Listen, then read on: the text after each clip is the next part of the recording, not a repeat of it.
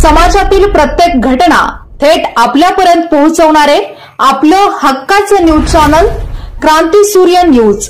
संपादक शशिकांत राजवंत।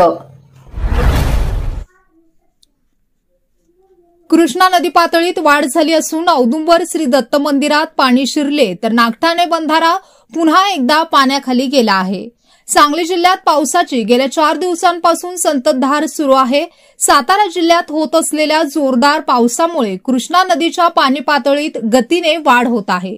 सोमवार दिनांक 22 जुलै 2024 रोजी सकाळपासून पलूस तालुक्यातील श्री तीर्थक्षेत्र औदुंबर येथील दत्त मंदिरात पाणी शिरले आहे।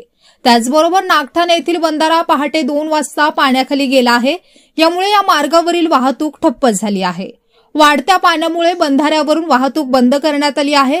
त्यामुळे पलूस तालुक्यातील नागठाणेचा वाळवा तालुक्यातील शिरगाव या गावाशी संपर्क तुटला आहे। नदी पातळीत रात्रीत झपाट्याने वाढ झाली आहे। यामुळे नागठाणे येथे रात्रीत 10 फुटांची वाढ पाहायला मिळाली आहे।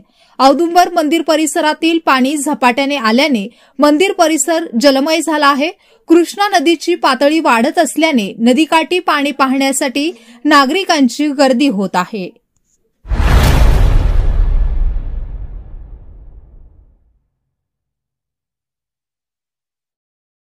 क्रांती सूर्य न्यूज। संपादक शशिकांत राजवंत। सबस्क्राइब करा,